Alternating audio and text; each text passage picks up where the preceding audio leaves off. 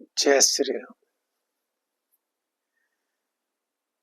राम से बड़ा राम का नाम, ये हम अपने जीवन काल में बचपन से और फिर बहुत पहले से चला आ रहा है कि सब लोग बोलने को कह देते हैं, राम से बड़ा राम का नाम, अंत में निकला ये परिणाम। तो भाई ये कैसे हुआ, कब, किस तरह से ये बातें हुई, थोड़ा सा इस पर हम आज कोशिश करेंगे अपनी तरफ से कि इस उक्ति को सही ठहराने की, कैसे ये बातें सत्य है और हम सबको मानिए।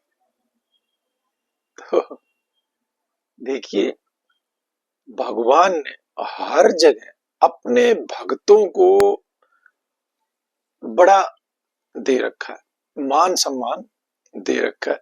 और जो रामायण में नवदा भक्ति बोला है उसके अंदर ऐसा ऐसा कह रखा है कि सबरी मैया के सामने जब कह रहे थे तो उसमें उन्होंने प्रथम भक्ति में ही संतों का कह दिया कि भैया मेरी लिए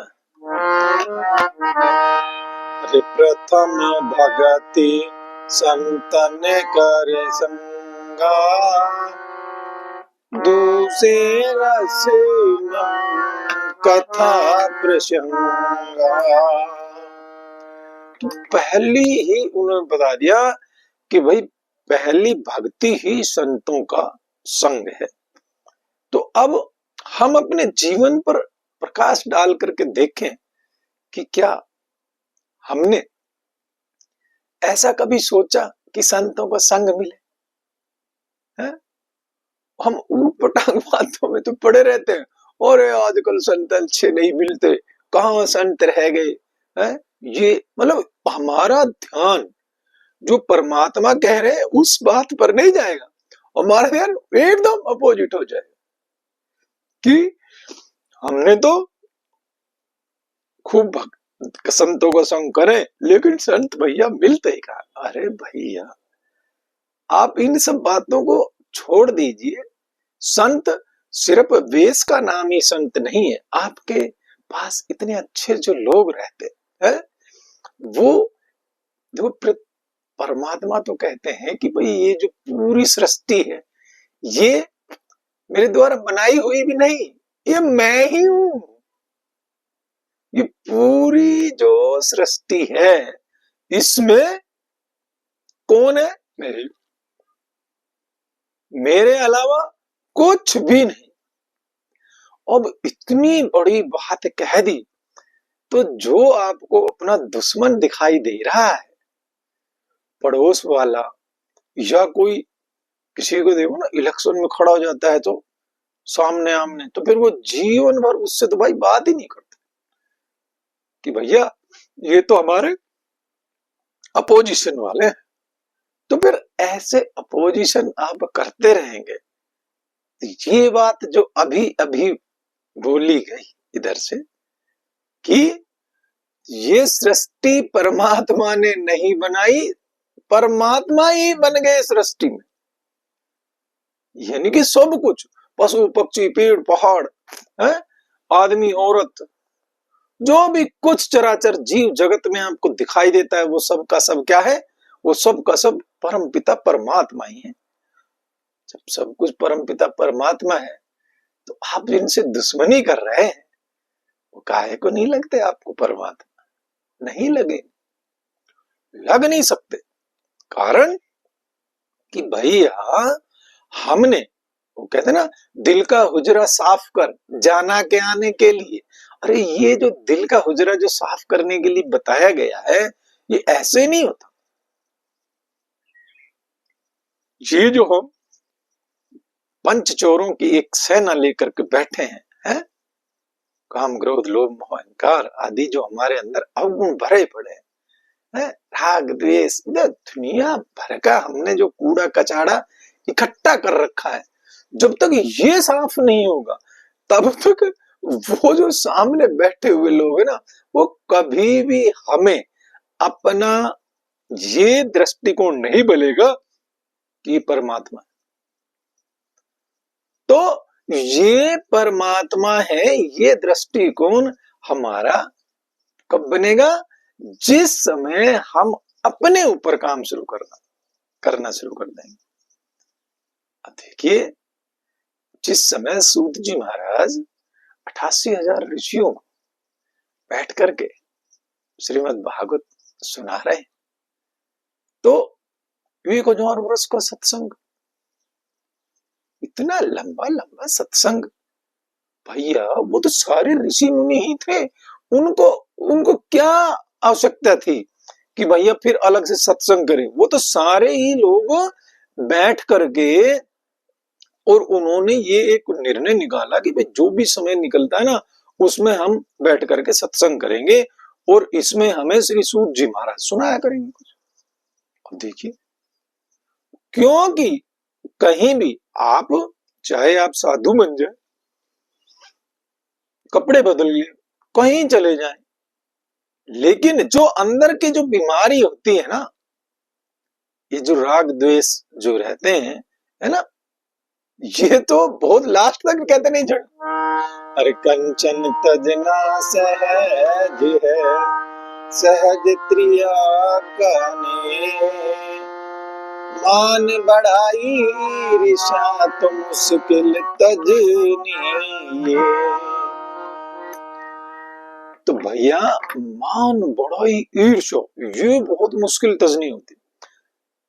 तो इस पर कब तजी जाएगी? अरे जब इसको हम देखेंगे ही नहीं, हमारे अंदर है या ना है। हमें तो ये लग ही नहीं रहा कि हमारे अंदर, मैं तो आपको बता रहा हूं, मेरे अंदर तो है ही नहीं। जिसको ये हो गया वो कभी अपने आप को नहीं सुधार सकता। देखिए, हमने ये बात संतों से ही सुनी होगी, लेकिन मैं अपने मुंह से इस बात को कितनी बार सत्संग में बोल चुका हूं कि भैया, सत्संग का नाम है केवल अपना सुधार करना। जब आप जहां पर भी, चाहे आप भागवत से बड़ा तो सत्संग कोई है ही नहीं, अगर आप सुनने जाते तो वहां से आपको इस तरह का कुछ ना कुछ अगर मिला है, तो सबसे पहले ये देखना है कि क्या मेरे जीवन में ये सब बातें हैं, क्या मेरा कुछ परिवर्तन हो रहा है?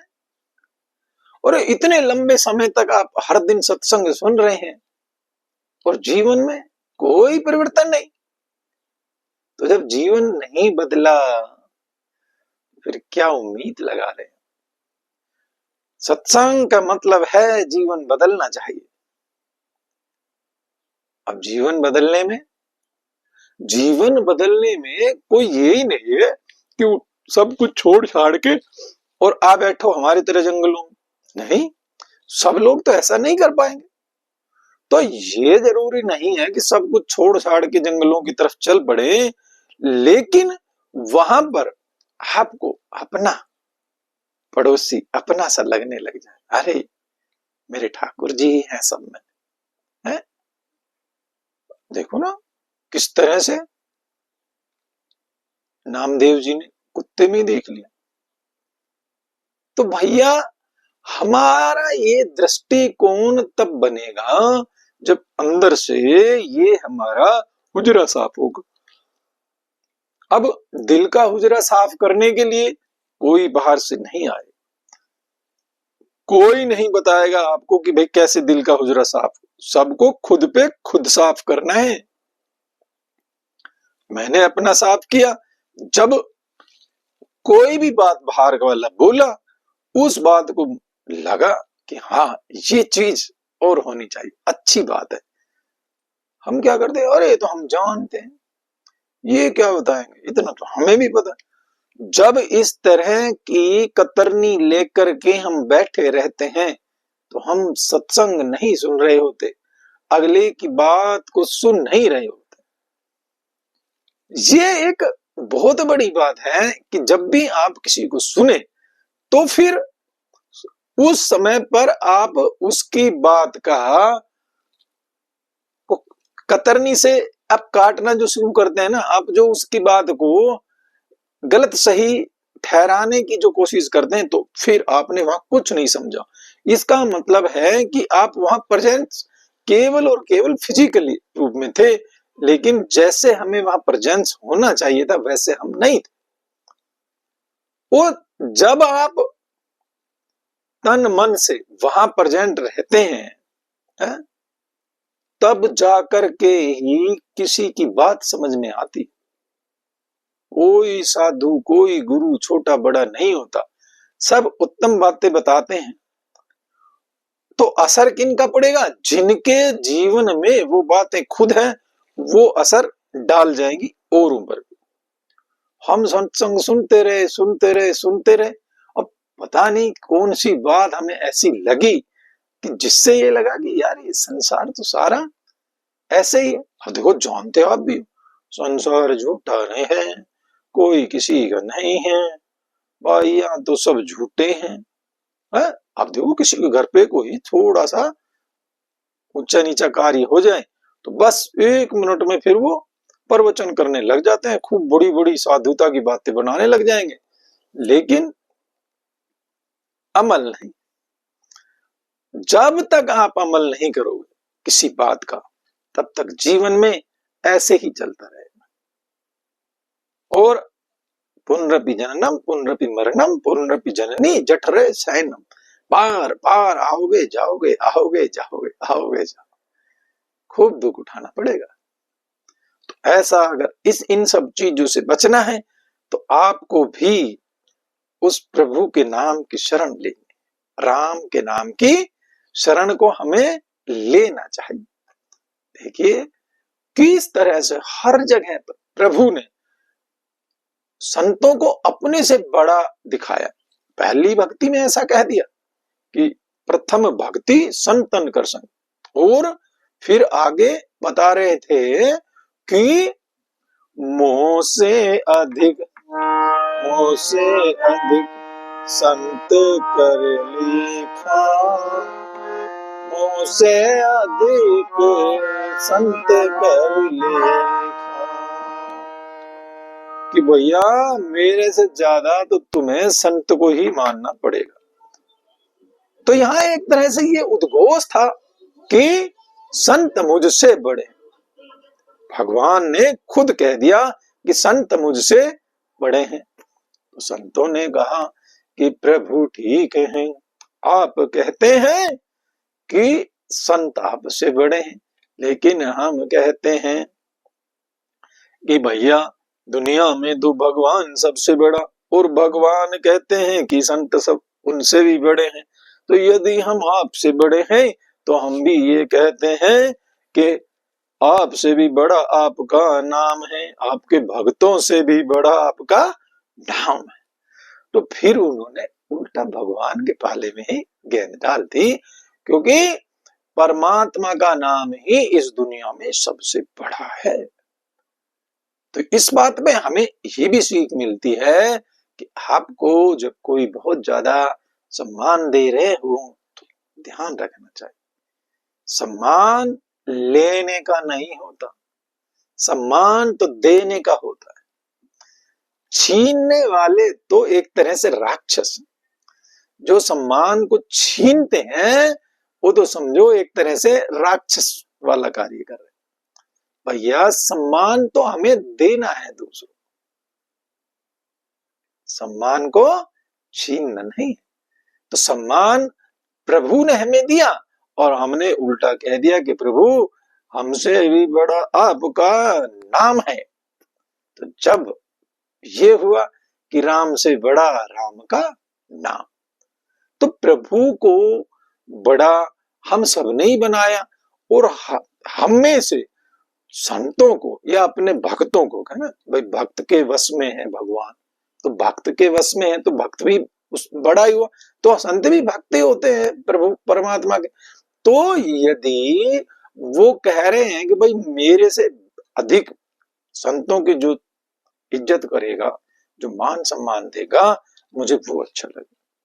तो फिर हर जगह तुलसी बाबा ने भी बहुत बड़ाई करी है संतों की, और आपको ये बात जीवन में लानी चाहिए कि इन सब बातों से हम ये सीखें कि हमें इर्द गिर्द में जो दिखाई दे रहे हैं हम उनको दे दे वो मान सम्मान। अब मान लो इन गैर में कपड़े वालों को कहाँ ढूंढते फिरोगे, हर जगह उपलब्ध नहीं होते ये प्राणी। तो आपके घर में आए, आपके सास ससुर, आपके नाते के अड़ोसी पड़ोसी जो बड़े हैं, उनको क्या हो गया है इस संस्कृति को कि जो हमारा इतना बड़ा संयुक्त परिवार होता था, दादा दादी ताऊ ताई चाचे सब एक साथ रहे हम जिस परिवार में, आज उस परिवार में अकेले बच्चे अपने आप को भी नहीं संभाल पा रहे। तो अगर आप इस तरह से करने लग जाएंगे आपका जीवन तो परिवर्तन होना शुरू।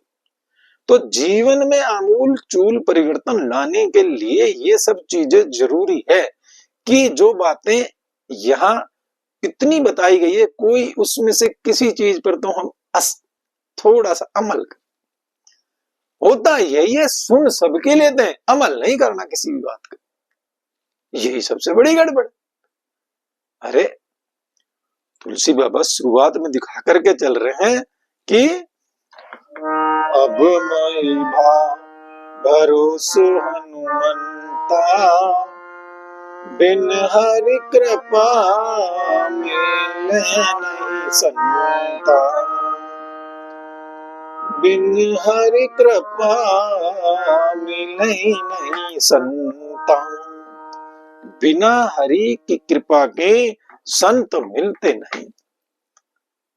तो आप जब ऐसा देखने लग जाएंगे ना कि परमात्मा ने कोई कृपा की है जो आज मेरे घर हरि आए है, उनके कोई भक्त का चरण पड़ा, आज कोई परमात्मा का भेजा हुआ कोई ऐसा जो भी आप संज्ञा दे सकें आए, तो फिर परमात्मा के रूप में ही वो आपके कार्यों को सही करे।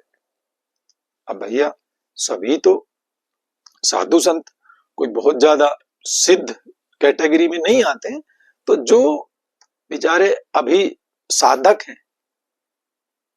उनको उस लेवल का, और जो सिद्ध आते हैं उनको उस तरह का, आपको जैसा भी वो करे वो कर ले।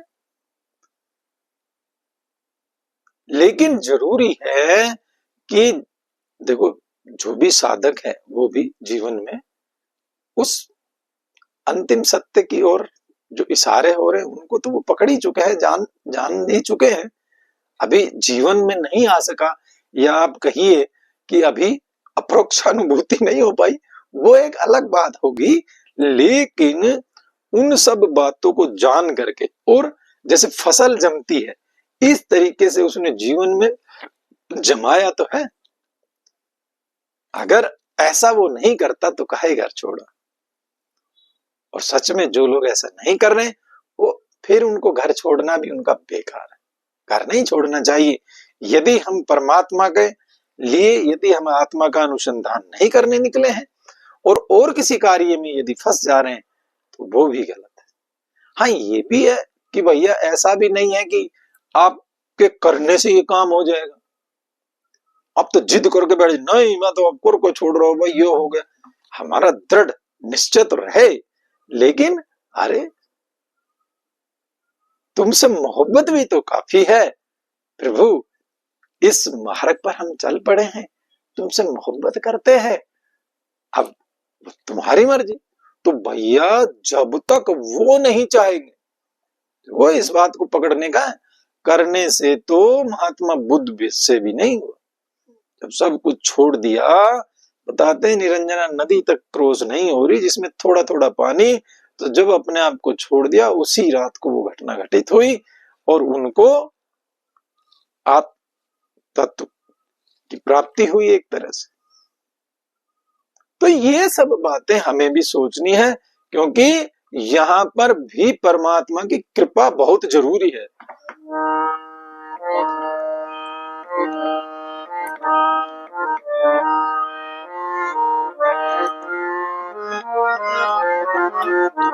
सोई जानत तेहु देव जनाई, जानत तुम्हें हो जाई।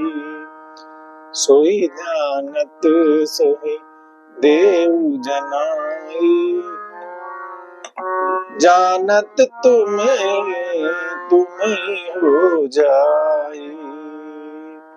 तो भैया जानेगा भी कौन, जिनको वो जनाएंगे। जब तक तो इसलिए इस चीज का भी अहंकार नहीं करना कि मैं नहीं नहीं नहीं, हमारी मैं में से कुछ नहीं होगा। वो ही जब जानेंगे तो ये जो है अंतिम परिणाम कि भैया राम से बड़ा राम का नाम। तो राम का नाम जपते रहिए और जीवन को सफल बनाते रहिए। जय श्री राम।